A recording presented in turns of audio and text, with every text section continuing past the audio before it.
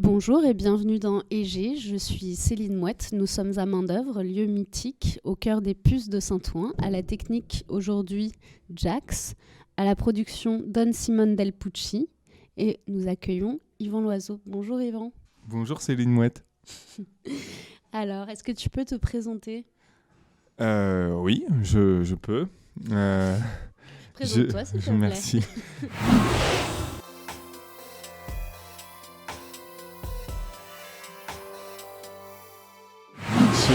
Je suis Yvan, je suis un artiste pluridisciplinaire et je me questionne beaucoup sur le monde dans lequel on vit.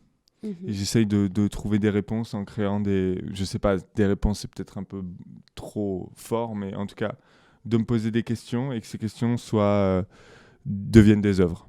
Voilà. D'accord. Quand tu dis pluridisciplinaire, qu'est-ce que ça englobe ?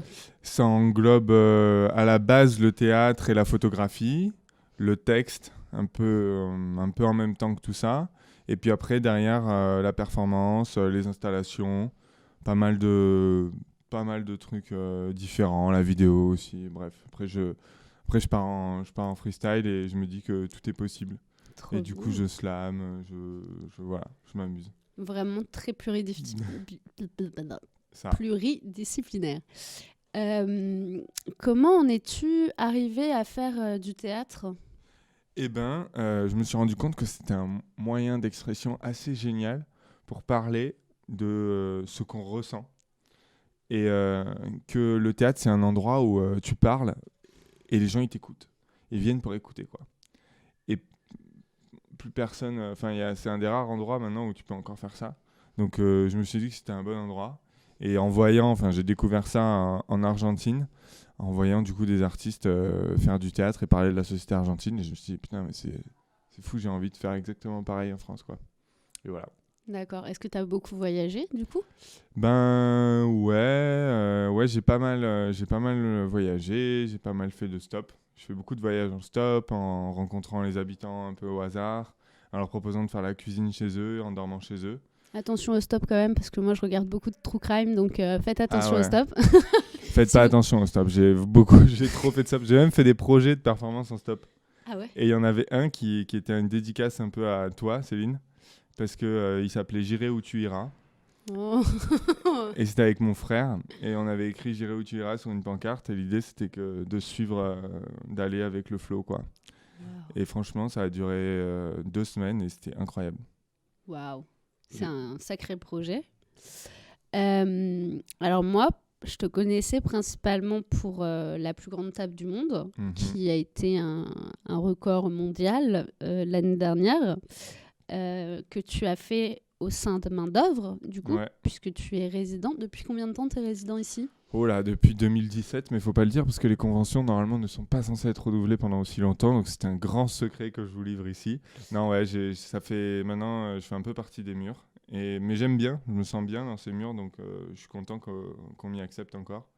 Mais D'accord. c'est vrai que ça fait un moment.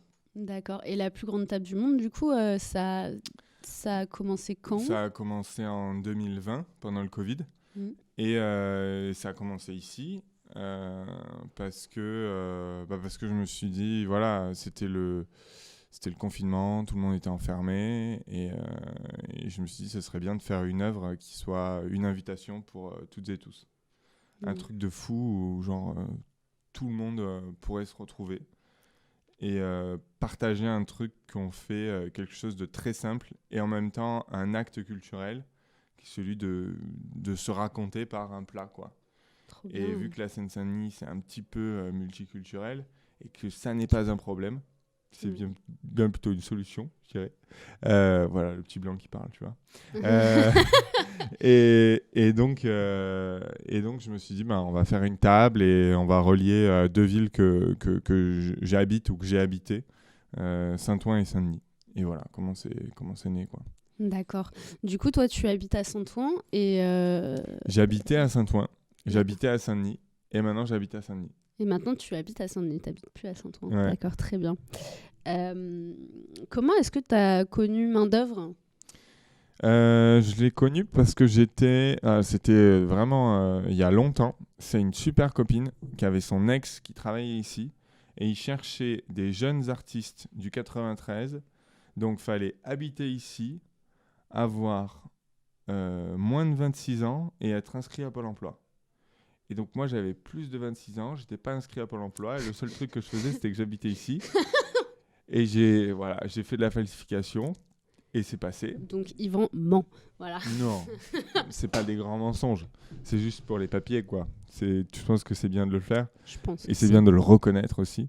Mhm. Non, en vrai, je crois que l'âge, ça allait. Mais par contre, non, en effet, En fait, ils cherchaient des gens qui étaient inscrits à Pôle emploi, qui étaient plus étudiants. Et donc, moi, j'étais étudiant encore. Et du coup, c'est Tu plutôt faisais quoi comme étude? Ben, j'étais en master de théâtre, création théâtrale à Paris 8.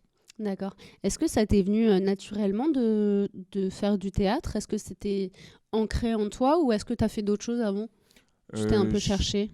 Ben, ouais, je me suis beaucoup cherché, mais quand j'étais enfant, vraiment j'adorais faire du théâtre. Et j'adorais apprendre des poésies, Et puis tout ça, ça a un peu disparu parce que quand on est un homme et qu'on grandit dans le Gard, eh ben, il y a des formes de virilité qui sont tellement oppressantes que du coup, je me suis pas senti à l'aise de m'exprimer là-dedans. Tu vois, j'avais trop peur. Vraiment, hein, je me rappelle qu'on me prenne vraiment pour un homo. Et du coup, c'est fou, quoi. Et du coup, j'ai pas fait de théâtre, et j'ai pas été en L, et j'ai pas. Et parce que j'avais peur qu'on me juge, en fait, je pense. Ok. Enfin, je me disais, non, mais je vais pas faire ça et tout. Je vais pas avec les PD en Sarwell, c'est pas possible.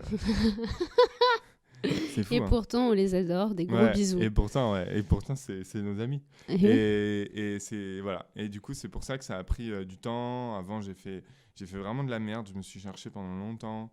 J'ai fait de l'électrotechnique. Après, j'ai fait du commerce. Et c'est vraiment en faisant du commerce que là, je me suis dit, ah non, c'est pas possible. Ça va pas bien. Merci Du au tout. commerce de nous avoir ramené bon l'oiseau parce Voilà, que ouais. vraiment maintenant tu fais des trucs trop bien. Du coup, tu es là principalement parce que jeudi 19 octobre, donc ce jeudi, tu vas nous présenter une pièce. Comment est-ce qu'elle va s'appeler cette pièce? Elle s'appelle C'est comme ça. Ok. Et c'est un peu un aveu ou un désaveu face à l'humanité de qu'est-ce qu'on y peut, en fait. Pourquoi on réagit comme ça, pourquoi on est si peu capable ou si mal capable de s'aimer, de se comprendre, de créer des liens entre nous.